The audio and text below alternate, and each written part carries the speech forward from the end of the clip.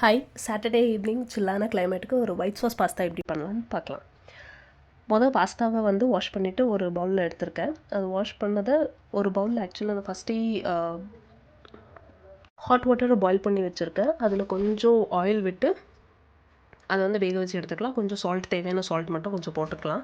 Vegetables என்ன எடுத்துருக்கேன்னா capsicum, carrot, onion, அப்புறம் garlic, கொஞ்சம் கொரியாண்டர் எடுத்திருக்கேன். அப்புறம் கொஞ்சம் மைதா 1.5 ஸ்பூன், அப்புறம் கொஞ்சம் பட்டர், கொஞ்சம் மில்க் எடுத்திருக்கேன்.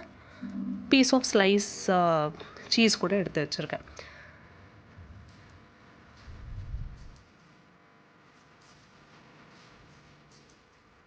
இப்போ என்ன பண்ணிக்கலாம்னா ஒரு பேன் எடுத்துகிட்டு கொஞ்சம் ஆயில் போட்டு அதில் கொஞ்சம் கார்லிக், கொஞ்சம் ஆனியன், அப்புறம் கொஞ்சம் இருக்கிற வெஜிடபிள்ஸ் என்னென்ன மென்ஷன் பண்ணிதோ அதெல்லாம் சேர்த்து கொஞ்சம் சாட்டே பண்ணிக்கலாம். நல்லா வதங்கட்டும், இப்படிக்கிட்டே இருக்கட்டும்.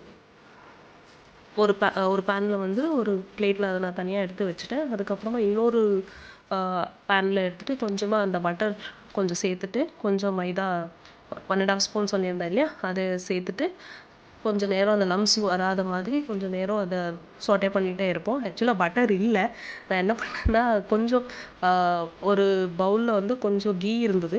அந்த கீயை ஒரு 3-4 ஐஸ் க்யூப்ஸ் எடுத்து அதை பீட் பண்ணிகிட்டே வந்தோம்னா நமக்கு பட்டர் கிடச்சிரும். அந்த பட்டர் தான் நான் யூஸ் பண்ணேன் இப்போதைக்கு. நீங்கள் வேணும்னா பட்டர் சேர்த்துக்கலாம்.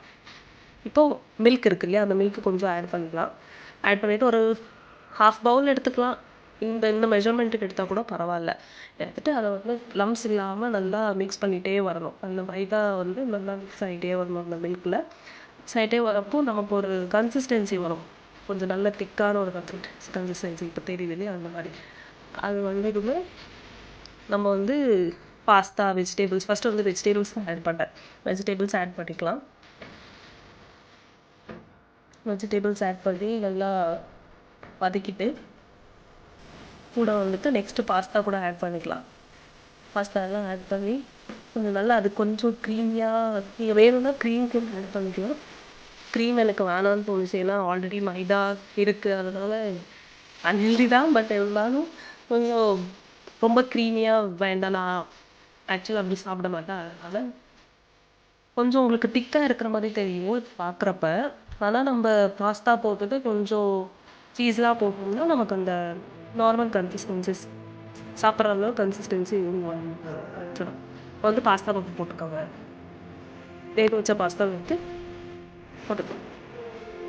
போட்டுட்டு மிக்ஸ் பண்ணிகிட்டே நல்லா ஒரு மிக்ஸ் கொடுங்க. இந்த வெஜிடபிள்ஸும் க்ரீம் எல்லாமே பாஸ்தா அது நல்லா இறங்கிட்டோம் அந்த க்ரீம் எல்லாமே பாஸ்தாவில்.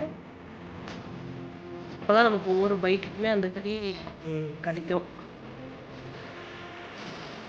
அப்புறம் கொஞ்சம் பெப்பர் பவுடர், சில்லி ஃப்ளேக்ஸ்லாம் போட்டுக்கலாம்.